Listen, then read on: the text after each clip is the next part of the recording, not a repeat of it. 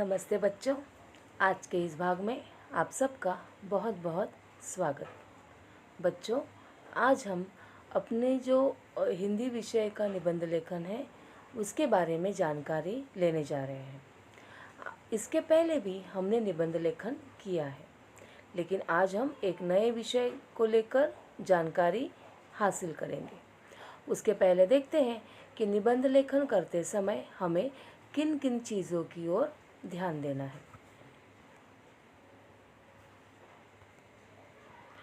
निबंध शब्द दो शब्दों से मिलकर बना है, नि अधिक बंध। इसका अर्थ है भली प्रकार से बंधी हुई रचना, अर्थात वह रचना जो विचारपूर्वक क्रमबद्ध रूप से लिखी गई हो। बच्चों, निबंध क्या होता है? तो आपको एक विषय दिया जाता है, उस विषय पर आपके मन में जो विचार आते हैं वो आपको लिखने होते हैं। लेकिन लिखते समय हमें थोड़ा ध्यान रखना है कि हर विचार क्रमबद्ध रूप से ही लिखा जाना चाहिए। मतलब शुरुआत से लेके अंत तक हमें उसे अच्छी तरह से लिखना होता है। जैसे हम देखो बच्चों, अगर फूलों की माला बनाते हैं तो हमारे पास अलग अलग फूल होते हैं, अलग अलग रंगों के फूल होते हैं, और उससे क्या करते हैं, हम फूलों को अच्छी तरह से एक धागे में पिरोते जाते हैं, जिससे क्या हो जाता है, एक सुंदर सी माला बन जाती है। इसी प्रकार हमारे जो विचार हैं उन्हें हमें एक एक करके पिरोते जाना होता है, जिससे क्या हो जाता है, एक अच्छा निबंध बन जाता है। निबंध लिखते समय निम्नलिखित बातें ध्यान में रखनी चाहिए। पहली बात है, निबंध 3 अंगों में बांट लेना चाहिए। बच्चों, आपको जब भी निबंध का विषय दिया जाता है तो पहले आपको उस विषय को 3 अंगों में बांटना है। अब ये 3 अंग कौन से हैं वो हम देखते हैं। पहला है प्रस्तावना, जिसे हम कहते हैं इंट्रोडक्शन। आपका जो विषय होता है तो हम सीधे जाकर उस विषय को शुरुआत न करते हुए पहले उसके बारे में कुछ प्रस्तावना करनी है, इंट्रोडक्शन हमें देना है।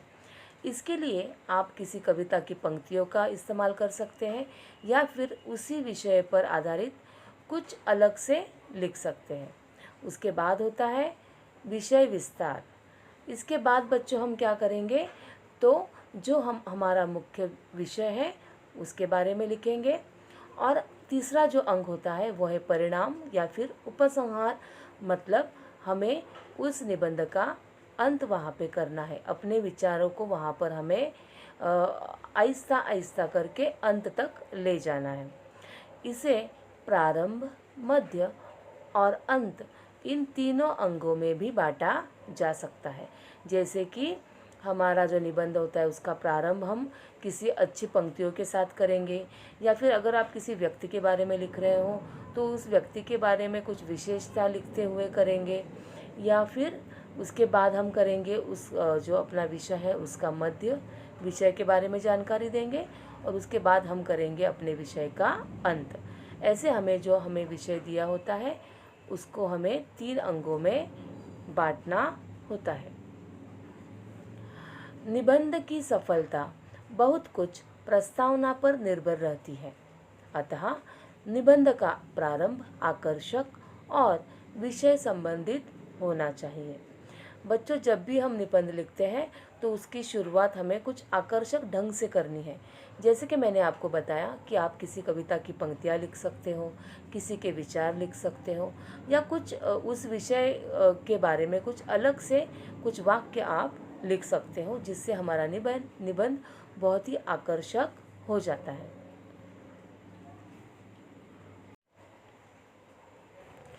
तीसरा हमारा मुद्दा है भाषा सरल और स्पष्ट होनी चाहिए।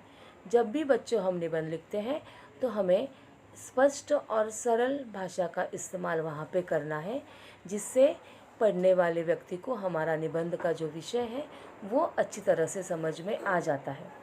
उसके बाद हम जो देखेंगे, शब्द सीमा का ध्यान रखना चाहिए। आप निबंध जब लिख रहे हो तो आपको वो कितने गुणों के लिए दिया गया है, कितने मार्क्स के लिए दिया गया है, उस पर आधारित ही हमें उसकी शब्द सीमा रखनी है। मतलब बहुत ही ज़्यादा बड़ा भी हमें निबंध नहीं लिखना है। जितने मार्क्स के लिए दिया हुआ है उतने ही मार्क्स को ध्यान में रखते हुए हमें वह निबंध लिखना है। विचारों की पुनरावृत्ति से बचना चाहिए।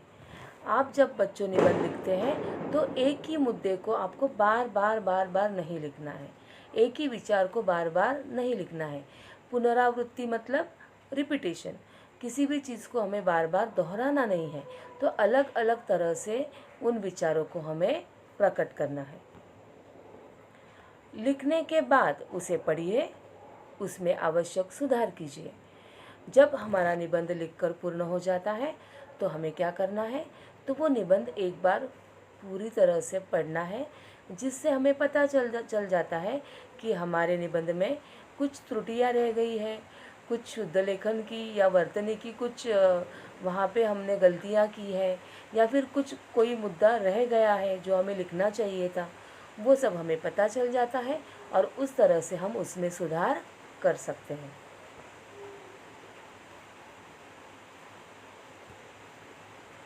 भाषा संबंधी त्रुटियां दूर कीजिए। अगर हमारी भाषा में कुछ त्रुटियां हुई है, स्पेलिंग मिस्टेक हुई है, कोई वाक्य गलत तरीके से हमने लिखा है, तो वो सब जो गलतियां हैं, त्रुटियां हैं, वो हमें दूर करनी है। वर्तनी शुद्ध होनी चाहिए। वर्तनी मतलब हमारी जो स्पेलिंग मिस्टेक्स होती है वो हमेशा हमें इन सब चीज़ों की ओर हमें ध्यान रखना है कि हमारी शुद्ध लेखन की गलतियाँ न हो। अगर हो भी गई है तो उसे जब हम एक बार वापस से पढ़ते हैं तब वो हमें दूर करनी है। विराम चिन्हों का उचित प्रयोग किया जाना चाहिए। बच्चों, जब हम निबंध लेखन करते हैं तो जगह जगह पर हमें अलग अलग विराम चिन्हों का उपयोग करना होता है। जैसे कि पूर्ण विराम होता है, उसके बाद होता है अल्प विराम, प्रश्न चिन्ह, विस्मयादिबोधक चिन्ह। इस तरह के अलग अलग विराम चिन्ह हैं जिनका इस्तेमाल हमें सही जगह पर करना होता है, जिससे क्या हो जाता है, हमारा निबंध पूर्ण हो जाता है और अच्छी तरह से हमारे विचार हम उस प्रकट कर पाते हैं। कोई उपयुक्त कथन याद हो तो उसे यथास्थान जोड़ना। अगर आपको जो निबंध का विषय दिया है उस पर आधारित कुछ आपको कोई ऐसी घटना आपके जीवन में घटी होगी, या फिर उस पर आधारित कुछ आपको अलग से कविता की पंक्तियाँ याद आती होगी, या जो भी कुछ आप लिख पाते हो, तो वो उसे वहाँ पर यथास्थान उचित जगह पर आपको जोड़ना होता है, लिखना होता है, जिससे कि हमारा निबंध बहुत ही सुंदर बन जाता है। बच्चों, अब तो हमने देखा कि अगर हमें निबंध लिखना है तो किन किन चीज़ों की ओर हमें ध्यान देना होता है। जब हम निबंध लिखते वक्त इन चीज़ों की ओर ध्यान देते हैं तो हमारा निबंध पूर्ण हो जाता है, अच्छी तरह से हम उस निबंध को लिखते हैं और हमें अच्छे मार्क्स भी मिलते हैं। तो बच्चों, आज हम एक निबंध देखने जा रहे हैं और हमारे निबंध का नाम है सच्चा मित्र। बच्चों, आप देख सकते हो कि सामने हमारा एक निबंध आया है, वो है सच्चा मित्र। तो देखते हैं इस निबंध को हमने किस तरह से लिखा है। मेरे बहुत से अच्छे मित्र हैं, लेकिन सबसे अच्छा मित्र अमित है। अमित मेरे घर के पास ही रहता है। अमित एक गरीब परिवार से है, लेकिन बहुत ही होनहार एवं ईमानदार है। अब बच्चों, यहाँ पे मैंने बोला है, जब आप निबंध शुरुआत करते हो तो हम विषय को किस तरह से शुरुआत करेंगे। तो बोला गया है कि मेरे बहुत सारे मित्र हैं, लेकिन उससे सबसे मेरा पसंदीदा अच्छा मित्र है अमित। अब यहाँ पर अमित के बारे में जानकारी दी है कि वो कैसा है, गरीब घर से है और उसका घर मेरे घर के पास है, और वो लड़का कैसा है, होनहार एवं ईमानदार है। यहाँ पर हम बच्चों देखेंगे कि निबंध लिखते वक्त हम छोटे छोटे परिच्छेदों का इस्तेमाल करेंगे। हमें सारा निबंध एक ही परिच्छेद में नहीं लिखना है। तो अपने जो मुद्दे होते हैं, समझो मैंने पहले लिखा है अमित के बारे में, उसके बाद उसके एक एक गुण के बारे में अगर मैं लिखने जाऊंगी तो उसे मैं एक एक परिच्छेद में लिखूंगी। तो कम से कम 4-5 परिच्छेद में हम अपने निबंध को बांट देंगे। वह सदा बड़ों का आदर करता है। उसकी सबसे अच्छी आदत यह है कि वह शाम को जल्दी सोता है और सुबह जल्दी उठकर हम दोनों साथ में सैर करने जाते हैं। अब यहाँ पर क्या बताया है, उसके अच्छी आदतों के बारे में बताया है कि उससे सबसे पहली अच्छी आदत क्या है, तो वो रात को जल्दी सोता है और सुबह जल्दी उठता है। तो बच्चों, आपको भी पता है कि अगर हम रात को जल्दी सोते हैं और सुबह जल्दी उठते हैं तो क्या होता है, पूरा दूसरा जो दिन हमारा होता है उसमें हमारा मन प्रसन्न रहता है और हमारे सारे काम बहुत अच्छी तरह से हो जाते हैं। इसलिए जो अच्छी आदतें होती है वो उसमें सारी है और इसलिए वो मेरा अच्छा मित्र है। वह मुझे हमेशा नई नई कहानियाँ सुनाता है और मैं भी उसे हंसाने के लिए चुटकुले सुनाता हूँ। हमारी बचपन से ही अच्छी दोस्ती है। अगर कभी मुझसे गलती भी हो जाती है तो वह मुझे माफ़ कर देता है। तो यहाँ पर बताया गया आपको कि कैसे है मेरा और मेरे दोस्त का रिश्ता कैसा है। तो वो मुझे हमेशा नई नई कहानियाँ सुनाता है और मैं भी हमेशा उसे हंसाने के लिए चुटकुले सुनाता हूँ। तो हमारी बचपन से ही दोस्ती है। अगर कभी मुझसे कोई गलती भी हो जाती है तो वो मुझे माफ़ कर देता है। तो अच्छा दोस्त कैसा होता है कि जो हमारी गलतियों को माफ़ कर दे, उसके साथ ही गलतियों को सिर्फ माफ़ ही नहीं करेगा वो क्या करेगा, उन्हें सुधारने की भी कोशिश करेगा। और वही होता है हमारा सच्चा मित्र। वह हमेशा मुस्कुराता रहता है, जिसके कारण जो भी उसे देखता है वह खुश हो जाता है। जब भी मैं किसी मुसीबत में होता हूँ तो वह सदा मेरे साथ खड़ा होता है और मेरा साथ निभाता है। तो यहाँ पर बोला गया है, देखो बच्चों, कि वह हमेशा मुस्कुराता रहता है, हंसमुख है मेरा मित्र, जिसके कारण जो भी उसे देखता है वो भी मुस्कुराता है, खुश हो जाता है। और जब भी मैं मुसीबत में रहता हूँ तो वो क्या करता है, मेरे साथ खड़ा हो जाता है, मेरा साथ निभाता है। तो दोस्त कुछ ऐसे भी होते हैं कि जो सिर्फ खुशी के वक्त हमारे साथ रहते हैं और जब दुख का समय आता है भाग जाते हैं। लेकिन ये अमित ऐसा नहीं है। तो मुसीबत के वक्त वो मेरे साथ खड़ा होता है और इसीलिए वह मेरा अच्छा मित्र है, सच्चा मित्र है। अमित पढ़ने में बहुत होशियार है। वह हर बार कक्षा में प्रथम आता है। अमित इतना अच्छा लड़का है कि कभी कभी हमारे विद्यालय के अध्यापक भी उसकी तारीफ़ करते हैं।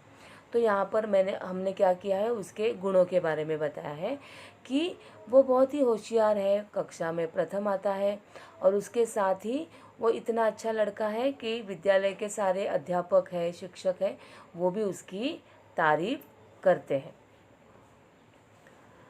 जब भी मैं निराश होता हूँ तो वह मुझे हौसला देता है और कभी न हारने की सलाह देता है। हम दोनों विद्यालय से आने के बाद शाम को एक साथ क्रिकेट खेलते हैं। तो वो क्या करता है, जब भी कभी मैं निराश हो जाता हूँ, दुखी रहता हूँ, तो वो क्या करता है, मेरे पास आता है, मुझे हौसला देता है और मुझे हमेशा कभी भी न हारने की वो सलाह देता है। कि हमारे ज़िंदगी में क्या होता है, हर वक्त हमें कामयाबी मिलेगी ऐसा नहीं है। कभी कभी समय ऐसा आ जाता है कि कभी कभी हमें मुश्किलों का सामना करना पड़ता है, हार माननी पड़ती है। तो ऐसे समय हमें किसी अच्छे दोस्त की ज़रूरत होती है और अमित ही मेरा वह अच्छा दोस्त है जो क्या करता है, मुझे हमेशा कभी न हारने की सलाह देता है। हम दोनों विद्यालय से आने के बाद शाम को एक साथ क्रिकेट खेलते हैं। अब देखो बच्चों, यहाँ पर दोस्त के बारे में सारी जानकारी दी है। छोटे छोटे वाक्यों का हमने यहाँ पर प्रयोग किया है। उसके साथ ही हमने क्या किया है सरल भाषा का इस्तेमाल किया है, छोटे छोटे परिच्छेदों में लिखा है। तो इस तरह से आपका जो निबंध आप लिखोगे उसमें हमें इन सब चीज़ों की ओर ध्यान देना है। तो सच्चा मित्र कैसा होना चाहिए, उसके सारे गुण हमने इस अपने निबंध में दिए हैं। तो बच्चों, इस तरह से आपको क्या करना है, इस निबंध को आप एक बार अच्छे से पढ़िए। आपको जो नोटबुक दी गई है उसमें आपको क्या करना है, इस निबंध को आपको अच्छे हस्ताक्षर में लिखना है। एक बार आप उसे आपकी नोटबुक में लिखोगे, ठीक है।